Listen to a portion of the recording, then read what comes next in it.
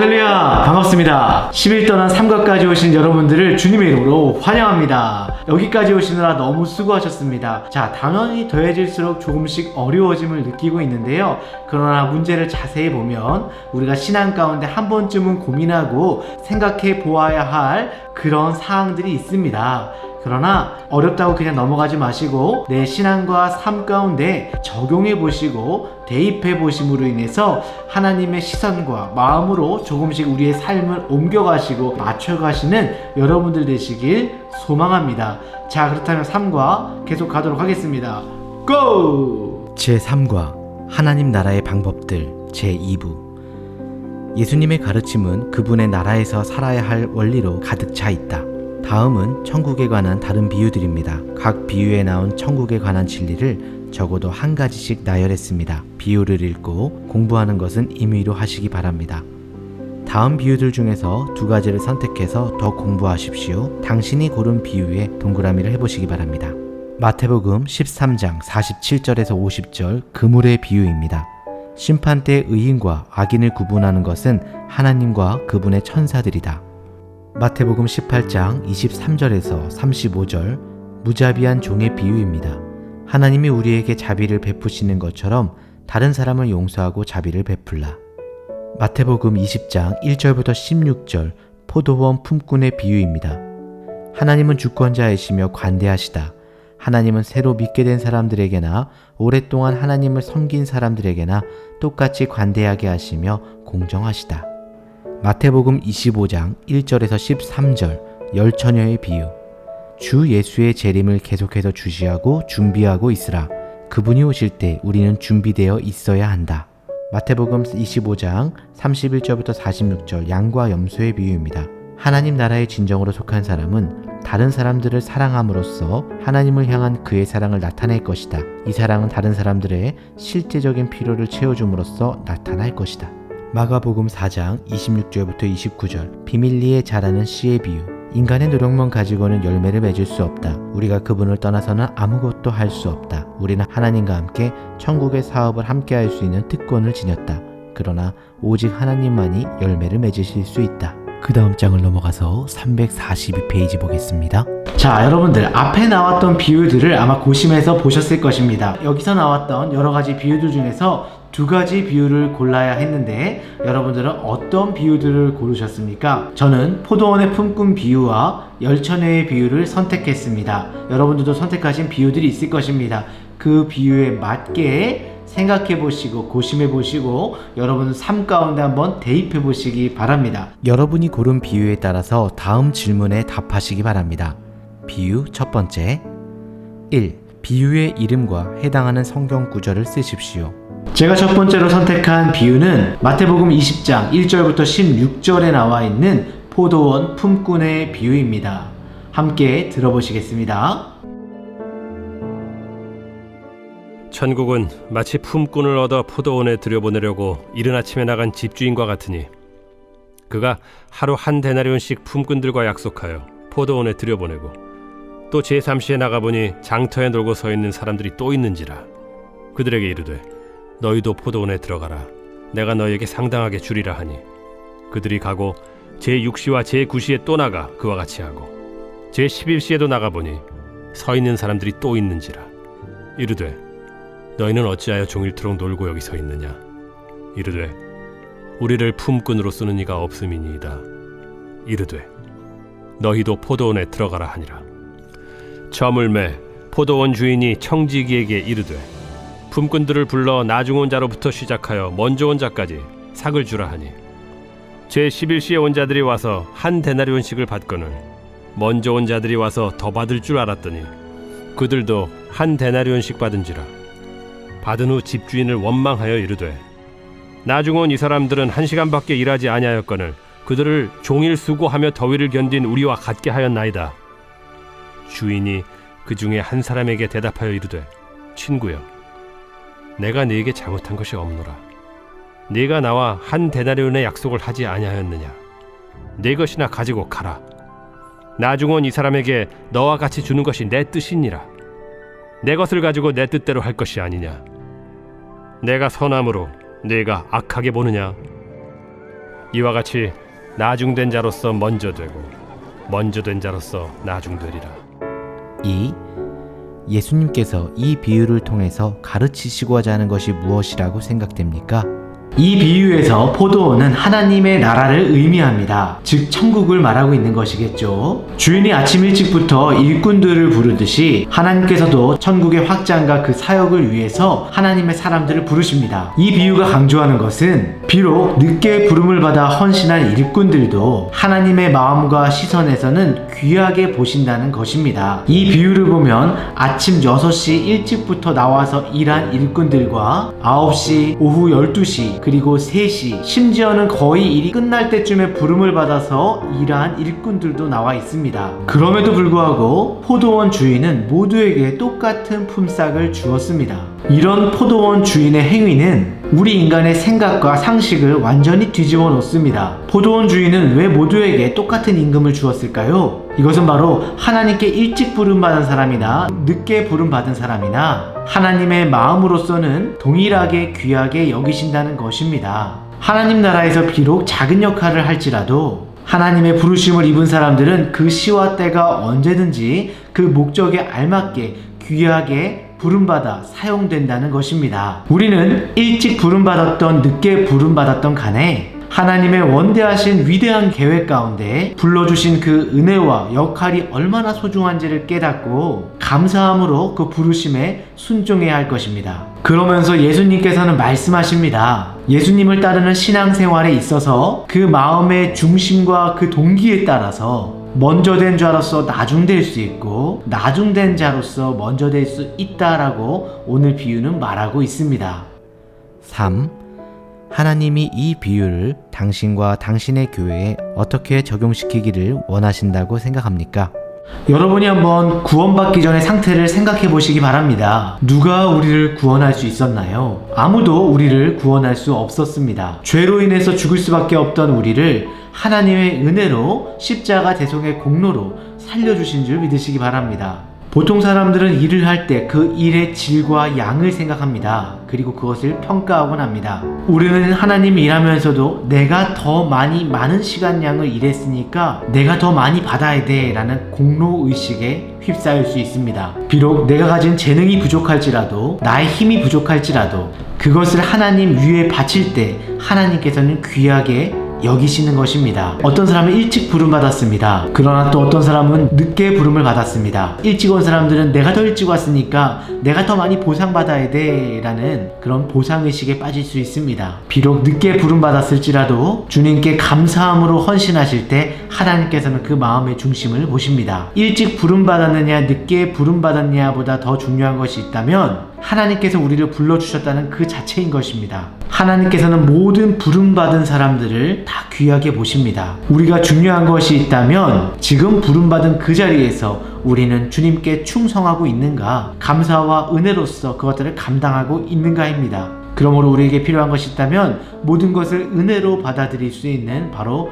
은혜의식입니다. 우리 모두가 포도원 주인에게 오후 5시 일이 끝날 무렵 마지막에 부름받은 사람들인 줄 믿고 내 공로와 보상은 다 내려놓고 주님 부르신 곳에서 하나님의 충만한 은혜로 살아가시는 여러분과 제가 되시길 주님의 이름으로 축원합니다. 비유 두 번째.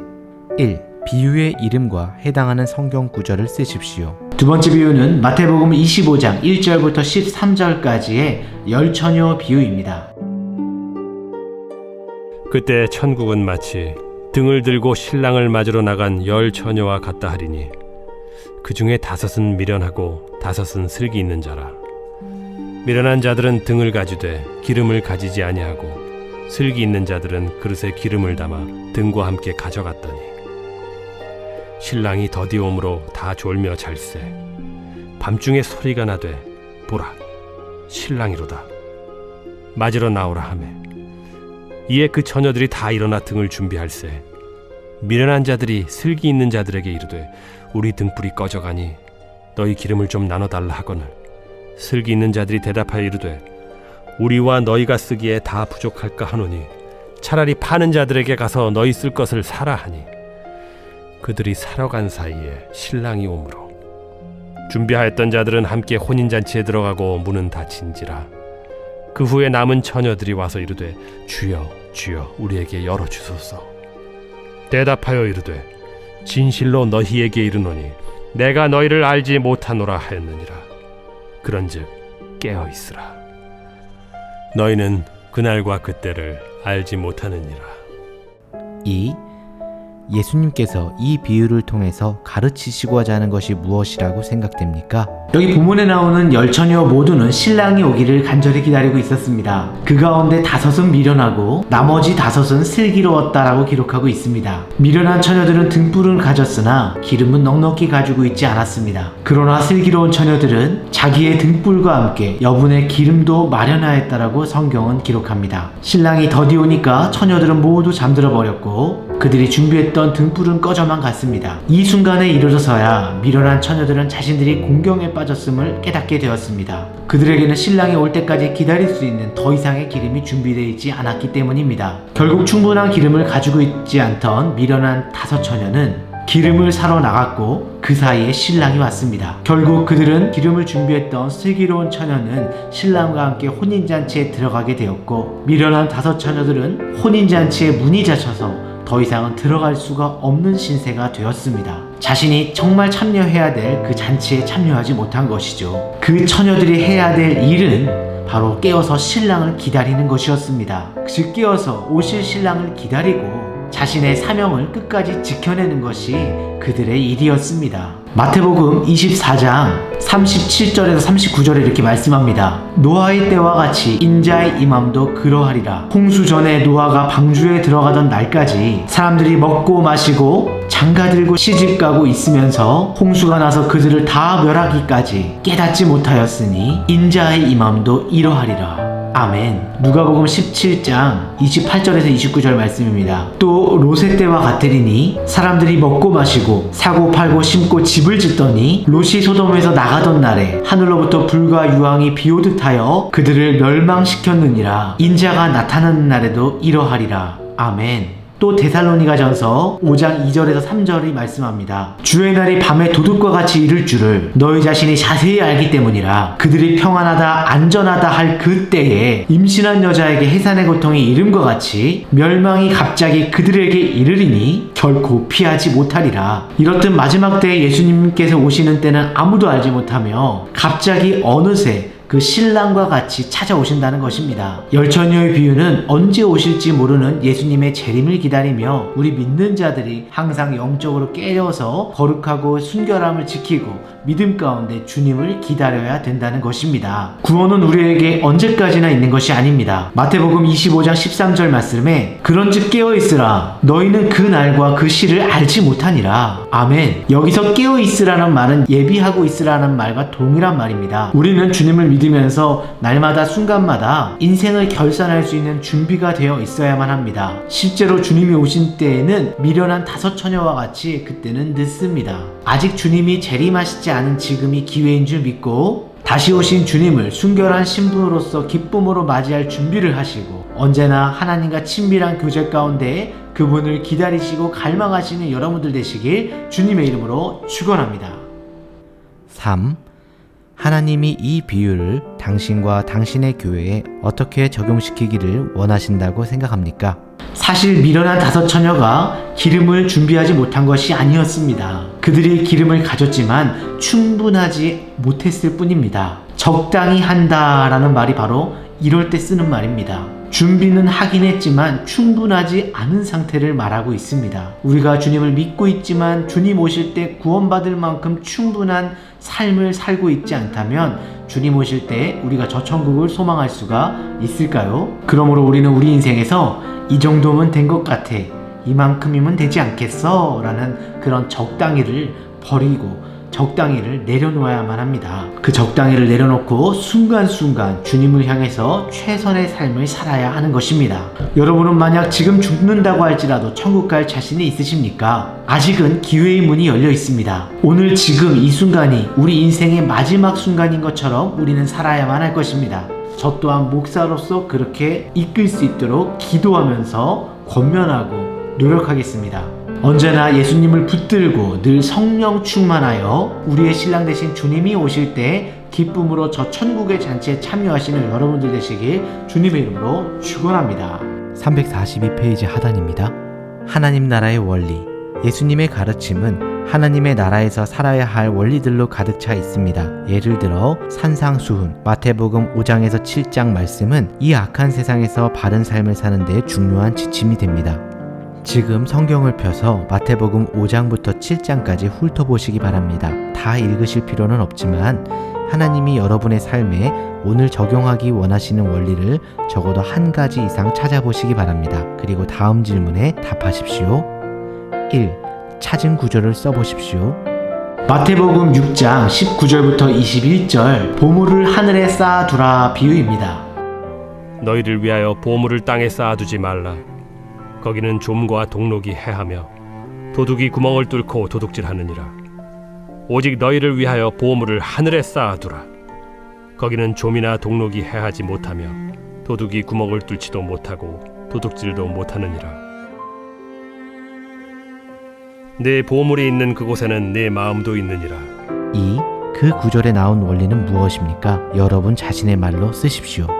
자신을 위해 보물을 땅에 쌓아두는 행위는 땅을 인생의 최종 정착지로 생각하는 마음의 중심과 태도를 말하고 있습니다. 이런 생각과 태도를 버려야 되는 이유는 바로 이 땅에는 좀과 동록이 해하며 도둑이 구멍을 뚫고 도둑질하기 때문입니다. 동록이란 시간이 지나면서 썩고 낡아가는 현상을 말하는 것입니다. 도둑이 구멍을 뚫는다라는 말은 침입해서 들어오는 것을 의미하는 것입니다. 이 땅에 보물을 쌓게 되면 이 땅에 마음을 두는 것이고 천국에 보물을 쌓는 사람은 저 천국에 소망이 있는 사람입니다. 따라서 믿는 자는 천국에 속한 자로 살아야 되는 것이며 이 땅이 아닌 천국의 보화를 쌓고 천국의 가치를 기준히 여기는 자로 살아야 된다는 것입니다. 여러분들 천국의 가치가 얼마나 소중한 줄 알고 저 천국을 소망하시고 정말 하나님의 나라와 영광을 위해서 인생을 사용하시고 헌신하시고 섬기시는 여러분들 되시길 주님의 이름으로 소망합니다. 3. 하나님이 이 원리를 오늘 여러분의 생활에 어떻게 적용하기 원하신다고 생각하십니까? 예수님은 내 보물이 있는 그곳에 너의 마음도 있느니라 라고 말씀하셨습니다. 그러면서 하늘에 보물을 쌓도록 하라 라고 권면하셨습니다. 이 말씀은 재물을 향한 태도가 하늘을 향하고 있는지 땅을 향하고 있는지 우리의 마음의 중심을 말해준다는 것입니다. 재물에 대해서 바른 생각을 지닌 성도들은 천국 백성답게 하늘의 보화를 쌓고 하나님 나라와 영광을 위해서 먼저 사용하시고 헌신하시는 그런 성도의 삶을 사실 것입니다. 반대로 예수님을 믿는다고 하면서도 세상 사람들과 다름없이 살아간다면 그들의 삶은 천국을 소유하게 되지 못할 것입니다. 예수님은 또 말씀하십니다. 하늘에 쌓는 보물은 동록이 해하지 못하고 영원히 남아있을 것을 약속하셨습니다. 그리고 천국의 보물을 쌓는 자에게 상급이 있을 것이라고 말씀하십니다. 지금이라도 하나님을 믿는 우리는 재물에 대한 욕심을 버리고 그것마저도 다 주님의 것임을 믿고 그 나라와 영광을 위해서 먼저 사용하시고 하나님께 우선권을 두시는 여러분들 되시길 바랍니다. 그리고 하나님의 거룩하고 선하신 일을 위해 하나님께서 부여해 주신 그 재물과 물질을 사용하심으로써 영원히 변치 않은 천국에 여러분들의 상급과 보물을 쌓는 영광스럽고 지혜로우신 삶을 살아가시는 우리 성도님들 되시길 주님의 이름으로 축원합니다. 시간이 날 때 마태복음 5장부터 7장까지 읽고 바른 삶을 위한 원리들을 찾아 목록을 만드십시오. 하나님을 경험하는 삶 모임에서 함께 나누는 시간을 가지면 좋을 것입니다. 예수님의 몸의 도움을 받아서 하나님께 순수하고 충성스러운 생활 방식을 가르쳐 달라고 하십시오. 여러분과 여러분의 교회가 코이노니아를 더욱 풍성히 경험하는 데 도움을 줄 만한 하나님 나라의 원리들을 나열해 보았습니다. 다음의 목록을 읽어가면서 여러분에게 특별히 관심 가는 원리를 지적해 달라고 하나님께 기도하십시오. 관심이 가는 원리의 번호에 동그라미를 하십시오. 하나님이 여러분에게 보다 충성되게 적용시키라고 지적해 주시는 원리들이 하나 이상이라면 그 모든 것에 동그라미 치십시오. 1. 내 목숨을 위하여 염려하지 말라. 주님 나라의 목적을 먼저 구하라. 그리하면 하나님이 내 물질적 필요를 채워주신다. 마태복음 6장 25절부터 33절 내용입니다. 2. 천국에서 큰 자가 되려면 어린아이같이 자신을 낮추라. 마태복음 18장 1절부터 4절 내용입니다. 3. 천국에서의 권세와 위대성은 힘, 영향력 또는 직위에 있지 않다. 크고자 하는 지도자는 다른 이들의 필요를 섬김으로 채울 것이다. 누구든지 으뜸이 되고자 하는 자는 다른 사람의 종이 되어야 한다. 마태복음 20장 25절부터 27절 내용입니다. 4. 믿는 자와 교회의 목적은 섬김을 받는 것이 아니라 섬기는 것이다. 마태복음 20장 28절 내용입니다. 5. 누구든지 자기를 높이는 자는 낮아지고 누구든지 자기를 낮추는 자는 높아지리라. 마태복음 23장 12절 말씀입니다. 6. 한 사람이 자기의 영적인 목숨과 생명력을 유지하기 위해서 자기에게 모든 초점을 맞추면 잃을 것이다. 반면에 그가 다른 사람을 위해서 자기 자신을 던지면 하나님이 의도하시는 온전하고 풍성한 삶을 발견할 것이다. 누가복음 9장 24절 내용입니다. 7. 우리가 다시는 서로 비판하지 말고 우리가 화평의 일과 서로 덕을 세우는 일을 힘쓰나니 무엇이든지 내 형제로 거리끼게 하는 일을 아니함이 아름다우니라. 로마서 14장 13절 19절에서 21절까지의 내용입니다. 8. 그리스도의 몸에서는 서로 머리이신 그리스도를 경외하듯이 서로에게 복종해야 한다. 에베소서 5장 21절 내용입니다. 9. 우리를 반대하지 않는 자는 우리를 위하는 자니라. 하나님의 모든 자녀를 당신 아래 두려 하거나 당신을 따르게 하려고 하지 말라. 각자 서로를 형제처럼 대우하라. 마가복음 9장 40절 내용입니다. 하나님이 여러분의 관심을 집중시킨 원리를 여러분 자신의 말로 써보시기 바랍니다. 이 말씀들 가운데 저에게 관심을 집중시킨 원리는 바로 겸손입니다. 겸손이란 나를 억지로 낮게 평가하는 그런 평가가 아니라 예수님과 함께 내 자아가 십자가에서 죽었기 때문에 겸손이라는 주님의 인격이 자연스럽게 드러나게 되는 것일 것입니다. 어쩌면 겸손이란 내가 인생 가운데 높고 낮음을 평가했던 내가 십자가 앞에 완전히 죽어 없어짐으로 그것조차를 평가하지 않게 되는 것이 바로 겸손일 것입니다. 참된 겸손은 하나님이 비추시는 그 십자가 복음의 빛 앞에서 내가 아무것도 아님을 깨닫고 고백하는 것입니다. 주님 앞에서 나 자신을 낮추는 사람은 하나님께서 그를 높이신다고 성경에 나와 있습니다. 예수님께서도 하나님의 아들이셨지만 지극히 자신을 낮추시고 우리와 같은 모습으로 오셨고 십자가에 못 박히심으로 하늘의 권세를 버리시고 지극히 자신을 겸손하게 낮추셨습니다. 도리어 나는 섬김을 받으러 온 것이 아니라 섬기려 하고 내 목숨까지 너희들을 위해서 다 대속의 공로로 넘겨주려고 왔다라고 말씀하셨습니다. 그것이 바로 하나님께 영광 돌리는 일이었기 때문입니다. 예수님과 함께 십자가에서 내 자아가 완전히 죽게 될 때 그 겸손이 빛을 발하게 될 것입니다. 겸손이란 하나님 앞에서 나 자신을 완전히 내려놓고 잃어버리는 것입니다. 그리고 내가 주님 앞에서 하나님 나는 아무것도 아닙니다 라고 겸손히 고백할 때 그때 하나님께서 여러분들을 사용하시고 그때 하나님께서 여러분들을 통해서 일하실 것입니다. 항상 겸손으로서 승리하시는 여러분들 되시길 소망합니다. 이 원리가 당신의 삶에 바르게 적용되려면 하나님이 현재 당신 삶의 어떤 영역에서 변화를 일으키기 원하시리라고 생각합니까? 어쩌면 나 자신이라는 대상은 가장 다루기 힘든 대상입니다. 언제나 가장 좋은 기회와 가장 높은 자리를 원하면서 그 요구가 받아들여지지 않거나 실현되지 않으면 실망하기 때문입니다. 믿는 자들 사이에서 대부분 일어나는 다툼은 바로 이 거대한 나라는 자아가 소란스럽게 나 좀 알아달라고 외칠 때에 일어나게 되는 것일 것입니다. 우리의 좋은 예가 되고 있는 사도 바울을 한번 보시기 바랍니다. 사도 바울은 자기가 죄인 중에 괴수였다고 했고 정말 하나님의 은혜로 사도가 되었습니다. 하나님께서는 그가 회개할 때 그의 죄를 깨끗하게 도말해 주셨고 완전히 사해 주셨습니다. 그러나 그 사도 바울은 주님 앞에 겸손함으로 자신이 얼마나 끔찍한 죄인이었음을 결코 잊지 않고 내가 죄인 중에 괴순이라 라고 고백하면서 주님의 은혜로 말미암아 대속의 공로를 찬양하였습니다. 하나님의 은혜의 경험이 우리에게 더욱더 가까이 친밀히 다가올수록 우리는 우리 자신이 죄인임을 더욱더 선명하게 깨닫게 될 것입니다. 또 우리가 죄인임을 깨닫게 됐을 때, 용서받게 됐을 때 그때 비로소 죄인은 겸손을 알게 됩니다. 그리고 그 죄가 하나님 앞에서 얼마나 끔찍한 죄인가를 깨닫게 되기 때문에 겸손할 수밖에 없는 것입니다.